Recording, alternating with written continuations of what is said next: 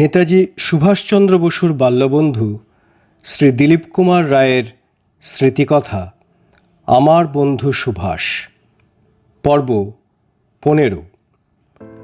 1921 সালে ইংল্যান্ড থেকে ফেরার পর সুভাষ দেশের কাজে ঝাঁপিয়ে পড়ল। সে তখন চিত্তরঞ্জন দাশের একান্ত অনুরক্ত। শুরু হলো তার জয়যাত্রা। কাগজে পড়লাম বেঙ্গল ন্যাশনাল কলেজের সে অধ্যক্ষ নিযুক্ত হলো। তাছাড়া বাংলা কংগ্রেস কমিটির প্রচার বিভাগের ভার নিলে সে। তারপর সে ন্যাশনাল ভলান্টিয়ার বাহিনীর অধিনায়ক নিযুক্ত হলো। এই কাজটা তার খুব পছন্দ মতো হয়েছিল, কিন্তু এভাবে বেশি দিন চলে না। সেই বছরই ডিসেম্বর মাসে তার প্রিয়তম নেতার সঙ্গে সেও গ্রেফতার হলো। 6 মাসের জেল। তার জন্য আমার কষ্ট হলো বটে, কিন্তু গর্বও অনুভব করলাম বই কি। যখন সে ছাড়া পেল তখনও আমি বার্লিনে সঙ্গীতের বিবিধ কায়দাগুলো আয়ত্ত করছি। গলা সাধা, ভায়োলিন বাজানো আর ইটালীয় ঢঙে ইউরোপীয় গান শেখা। সুভাষ মাঝে মাঝে চিঠি লিখত আমাকে, কিন্তু বড় চিঠি কখনোই সে লিখত না। অত সময়ই বা তার কোথা। কিন্তু সেই ছোট্ট চিঠিগুলোতেও তার প্রাণ প্রাচুর্য, নৈতিক শক্তি আর উদার স্নেহপ্রবণ মনটার ছাপ রয়ে যেত সুগভীর। আমি তার জন্য হয়তো ছোটোখাটো কি একটা কাজ করেছি, তার কথা লিখতে কখনোই তার ভুল হতো না। 1932 সালের সেপ্টেম্বর মাসে একটা চিঠির উত্তরে সে যা লিখেছিল তা বলছি।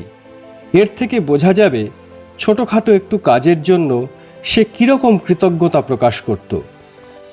সে তখন মাদ্রাজে আটক, বন্দি। সে লিখেছিল, প্রিয় দিলীপ, 15ই আগস্ট তারিখের তোমার সস্নেহ চিঠিখানা এসে পৌঁছেছে গত মাসের 29 তারিখে। তুমি যা করেছ তা আমি কখনোই ভুলব না। প্রকৃত বন্ধুর কাজই করেছ তুমি। এত খুশি হয়েছি আমি। এখানে একটু বলে নেওয়া ভালো যে আমি তাকে শুধু শ্রী অরবিন্দের আশীর্বাদী একটি ফুল পাঠিয়েছিলাম। আমি জানি না তোমার যোগবল গ্রহণ করার মতো সরলতা আমার আছে কি না, হয়তো তা নেই। কিন্তু তা না থাকলেও আমার মনে হয় যারা আধ্যাত্মিক তত্ত্বে বিশ্বাসী নন বা মনের অসীম শক্তিতে যাদের আস্থা নেই, তারাও তো উইল ফোর্সের কথা অস্বীকার করতে পারেন না। এই যে মানসিক শক্তি, তার যে নামই দেওয়া হোক না কেন, তারা কাজ করবেই। গ্রহীতা যদি যোগ্য পাত্র নাও হয়, তবু ওই ব্যর্থ হবে না। শ্রী অরবিন্দের প্রতি অত্যন্ত কৃতজ্ঞ। তাকে আমার প্রণাম জানিও। হ্যাঁ, মাদ্রাজ থেকে পণ্ডিচেরি বেশি দূরে নয়, কিন্তু মাঝখানে যে বাধার প্রাচীর, এইটাই তো পৃথিবীতে ভেদাভেদের সৃষ্টি করে। আমার শরীর কেমন আছে তার খুঁটিনাটি তোমাকে জানিয়ে ব্যস্ত করে লাভ কি। শরীর আমার যেমনই হোক, তার জন্য মানসিক স্বাস্থ্য আমার একটুও খারাপ হয়নি। আমার মনের জোর ঠিকই আছে। আমি পড়াশুনো নিয়ে ব্যস্ত আছি, তার সঙ্গে ভাবছিও অনেক কিছু।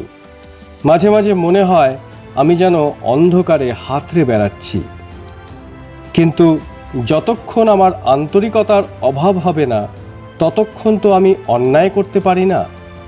সত্যের পথে এগিয়ে আমি যাবই। হয়তো পথটা একেবারে সোজা না হয়ে একটু ঘুরই হবে। তাছাড়া জীবন তো সরল রেখার গতিতে চলে না। সাধারণভাবে দেখলে আমাদের প্রত্যেকেরই একটা কর্মক্ষেত্র আছে, আর আমাদের অতীত কর্ম, বর্তমান ইচ্ছা আর পরিবেশের দ্বারাই তো এই কর্মক্ষেত্র নিরূপিত হয়, তাই নয় কি? কিন্তু তা সত্ত্বেও আমাদের নিজের নিজের কর্মক্ষেত্র বেছে নেওয়া কত কঠিন।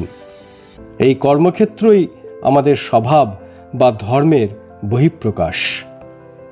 স্বধর্ম অনুযায়ী কাজ করে যাও, কথাটা বলা কত সহজ, কিন্তু স্বধর্মটা কি সেইটা বোঝাই তো দুষ্কর। এই জন্যই গুরুর প্রয়োজন। আমি জানি তুমি আমার জন্য কষ্ট পাও, আমার কথা তুমি ভাবো, আর এও জানি যে এই সমবেদনা বৃথা যাবে না। যেখানেই আমি বন্দি থাকি না কেন, এইটা আমার কাছে একটা বড় সান্ত্বনা।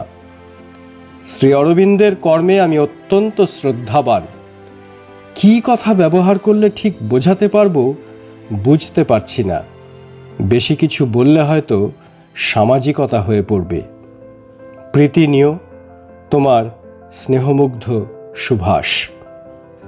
চিঠির সম্পূর্ণটাই এখানে তুলে দিলাম এই ভেবে যে যারা সুভাষ অহংকারী ছিল বলে তার নিন্দা করে তাদের মধ্যে কেউ কেউ হয়তো বুঝতে পারবে আত্মগৌরব সুভাষের পক্ষে ঠিক স্বাভাবিক ছিল না। অহমিকার সম্বন্ধে অহংকার থাকাটা নিশ্চয়ই চরিত্রের একটা গুণ নয়, কিন্তু আমি অনেক সময় ভেবেছি যে তার মতো অবস্থায় আর কেউ কি তার চেয়ে কম অহংকারী হতে পারত? আমি আগেই বলেছি যে ঠিক লাজুক না হলেও সুভাষ স্বল্পভাষী ছিল। লাজুক বলতে আমি বুঝি পণ্ডিত নেহরুর মতো ব্যক্তিকে। যদিও তার কর্মাবলী ও বক্তৃতার মধ্যে কেউ এই লাজুক কাশ্মীরিটির আসল পরিচয় পাবেন না, কিন্তু পণ্ডিতজি সত্যিই লাজুক। অবশ্য তার লাজুক ভাবটা রাজনীতির সংঘর্ষে এসে খানিকটা নষ্ট হয়ে এসেছে, এ কথা ঠিকই। বহুদিনের খ্যাতি লাজুক ভাবটাকে নষ্ট করে দেয়। এখানে লাজুকতা বলতে আমি বুঝি আত্মপ্রকাশের অনিচ্ছাকে। পরিণত বয়সে সুভাষের পক্ষে এই লাজুকতা বাঁচিয়ে রাখা কখনোই সম্ভব ছিল না। হাজারটা সাংবাদিক সম্মেলন আর বাণী দেওয়ার পর কোনো অতি বড় আত্মকেন্দ্রিক শিল্পীও কি আর লাজুক থাকতে পারেন? সুভাষের 50th জন্মবার্ষিকী অনুষ্ঠানে শাহনওয়াজের একটা বড় বক্তৃতার কথা আমার মনে পড়ছে। তিনি বলেছিলেন, সুভাষচন্দ্র গর্ব করে বলেছিলেন, ইংরেজের কারখানায় এমন কোনো বোমা আজ পর্যন্ত তৈরি হয় নাই যা সুভাষচন্দ্র বসুকে হত্যা করতে বা বিকলাঙ্গ করতে পারে। শ্রোতারা উল্লাসে হাততালি দিয়ে উঠেছিল। কিন্তু আমি ভেবেছিলাম শাহনওয়াজের পক্ষে এ কথাটা না বলাই উচিত ছিল। সুভাষ হয়তো কোনো অসতর্ক মুহূর্তে এই ধরনের কথা বলে ফেলে থাকবে।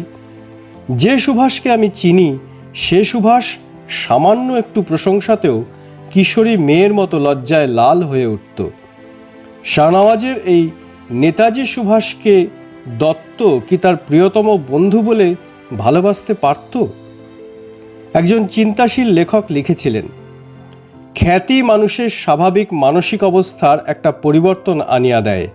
একটা উপাধি, একটা উচ্চ পদ বা অন্য কোনরূপ সম্মান মানুষকে নিজের সম্বন্ধে অধিক মাত্রায় আস্থাবান করিয়া তোলে এবং তাহার ফলে তাহারা ভাবেন সমাজে, রাষ্ট্রে এবং যুগের কাছে তাহাদের প্রয়োজন অত্যন্ত বেশি এবং নিজের স্বভাবেই তাহারা বাইরের সেই কৃতিত্বকে নিজের ব্যক্তিত্বে ফুটাইয়া তোলার প্রয়াস পান। নিজের উপর বিশ্বাস থাকা আর কোনো কিছু জোর করে দম্ভের সঙ্গে বলা, এর মধ্যে পার্থক্য আছে নিশ্চয়ই। সুভাষের মতো দুঃসাহসিক অনেক বীর আদর্শবাদীকেই তো সাধারণ অস্ত্রের আঘাতে মৃত্যুবরণ করতে হয়েছে। সুভাষ যখন জাতীয় জীবনে বিখ্যাত হয়ে উঠেছিল তখনকার কথা আমি বলতে চাই না। যখন সে সাধারণ মানুষের পর্যায়েই ছিল তখনকার সেই সুভাষকেই আমার বেশি ভালো লাগে। আমি মনে করি সে তখনই ছিল মহামানব। মানবতার পরিধি ছিল তার বিরাট। ভিয়েনা যাবার পথে জাহাজে বসে সে যে চিঠি লিখেছিল আমাকে 5ই মার্চ 1933 সালে, সেইটাই তার আসল পরিচয়। প্রিয় দিলীপ, অনেকদিন তোমাকে চিঠি দিতে পারিনি, কিন্তু তুমি সবসময়েই আমার খবরাখবর জানতে চেয়েছো চিঠিতে। গোটা জানুয়ারি আর ফেব্রুয়ারি মাস দুটো আমার এক মানসিক অশান্তিতে কেটেছে। এর কারণ অবশ্য সরকারের অতি উৎসাহ। ঠিকই ছিল না যে শেষ পর্যন্ত ইউরোপ যাত্রা ঘটে উঠবে। সরকারের বদান্যতায় মা বাবা বা বন্ধুদের সঙ্গে দেখা করতে পাইনি। কেবল কয়েকজন অত্যন্ত নিকট আত্মীয়কে জব্বলপুর জেলে আমার সঙ্গে দেখা করতে দেওয়া হয়েছিল। অনেক দূর দূর থেকে বন্ধুরা বোম্বাইয়ে এসেছিলেন আমার সঙ্গে দেখা করবেন বলে, কিন্তু ব্যর্থ হয়েই তাঁদের ফিরতে হয়েছে। পুলিশ অফিসার যারা আমাকে তুলে দিতে এসেছিলেন তারা শিকারী কুকুরের মতো আমাকে ঘিরে রেখেছিলেন জাহাজ না ছাড়া পর্যন্ত। এই ধরনের যন্ত্রণা আমাকে সহ্য করতে হয়েছিল বোম্বাই ছাড়ার আগে পর্যন্ত। যাই হোক, এইসব খুঁটিনাটি ব্যাপার নিয়ে তোমাকে আর বিব্রত করতে চাই না। আমি জেলে ছিলাম বলে তুমি খুব কষ্ট পেয়েছো আমি জানি। আমি ঠিক এতটা আশা করিনি। আমি ভেবেছিলাম পৃথিবীর মায়া ত্যাগ করে তুমি সব কিছু ভুলে যোগে মগ্ন হয়ে পড়েছ। সত্যি কথা বলবো দিলীপ, যোগ আর অধ্যাত্মবাদ আমি বিশেষ বুঝি না, কিন্তু তোমার অসাধারণ মানবতা, মানুষের প্রতি তোমার ভালোবাসা দেখে আমি মুগ্ধ হয়ে যাই। পার্থিব সব কিছুর মায়া কাটিয়েছ, বন্ধু বান্ধবদের সঙ্গ তুমি ছেড়ে দিয়েছ, অথচ সেই তুমিই যে আমার বন্দি দশার জন্য মানসিক কষ্ট পাবে এ আমি ভাবতে পারিনি। একটা চিঠিতে তুমি জানতে চেয়েছিলে শিব সম্বন্ধে আমার ধারণা কি। সত্যি কথা বলতে শিব, কালী আর কৃষ্ণ সবাইকে আমি সম্মান চোখে দেখি, সবাইকে আমি শ্রদ্ধা করি সমানভাবে। যদিও তাঁরা মূলত একই, কেউ একটা রূপে তাঁদের আরাধনা করে, কেউ করে অন্য রূপে।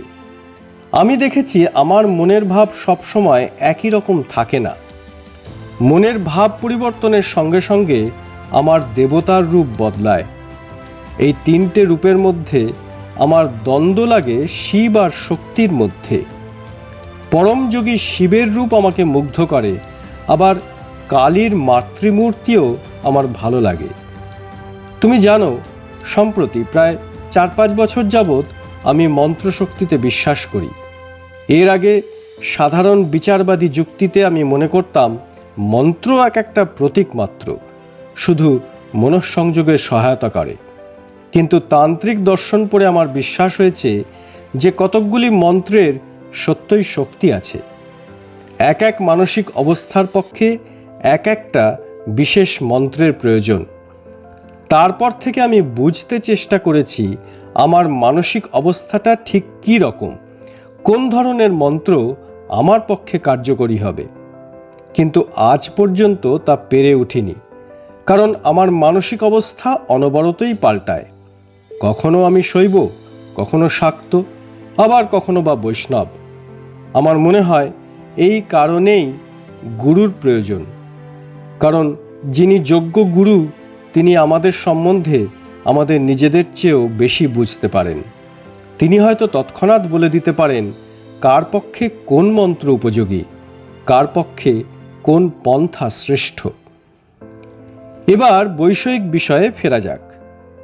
কালই আমি ভেনিসে পৌঁছচ্ছি, সেখান থেকে যাব ভিয়েনায়, ডাক্তারদের সঙ্গে পরামর্শ করব। সেখান থেকে খুব সম্ভব চলে যাব সুইজারল্যান্ডের কোনো স্বাস্থ্য নিবাসে। পোর্ট সৈয়দ পর্যন্ত ভালোই লেগেছিল, সমুদ্রটা তখন ছিল শান্ত। পোর্ট সৈয়দ ছাড়বার পর থেকেই আবহাওয়াটা খুব খারাপ হয়ে উঠেছে। তলপেটের ব্যথাটা, সঙ্গে সঙ্গে অন্য উপসর্গগুলো আছে যদিও, তবু খানিকটা যেন স্বস্তি অনুভব করছি। পোর্ট সৈয়দে পৌঁছবার আগে পর্যন্ত খুব ভালোই ছিলাম। ভূমধ্যসাগরে পড়বার পর থেকে আবার খারাপ লাগছে। এখন লেখা থামাতে হবে, দোলানির জন্য লিখতে বেশ বেগ পেতে হচ্ছে। অশেষ প্রীতি নিও, তোমার সুভাষ। শ্রী অরবিন্দ এই চিঠিটা শুনে বলেছিলেন, দিলীপ, কৃষ্ণ, শিব আর শক্তি নিয়ে সুভাষের অন্তর্দ্বন্দ্বের কথা শুনে আমি না হেসে থাকতে পারিনি। যদি কেউ ঈশ্বরের একটা বা দুটো রূপের প্রতি অনুরক্ত হয় তাহলে ঠিকই আছে, কিন্তু যদি কেউ একই সময় অনেকগুলো রূপের দিকে আকৃষ্ট হয় তাহলেও উদ্বিগ্ন হবার কিছু নেই। খানিকটা উন্নত স্তরের সংস্কৃতি সম্পন্ন মানুষ হলে তার চরিত্রে অনেকগুলো দিক থাকাই স্বাভাবিক। আর তাহলে বিভিন্ন প্রকাশ তার বিবিধ ব্যক্তিত্বকে প্রভাবিত করবে, এ আর আশ্চর্য কি? সে সবগুলিকেই গ্রহণ করে এক ঈশ্বর আর এক আদ্যাশক্তির মধ্যে তাদের সমন্বয় সাধন করতে পারে।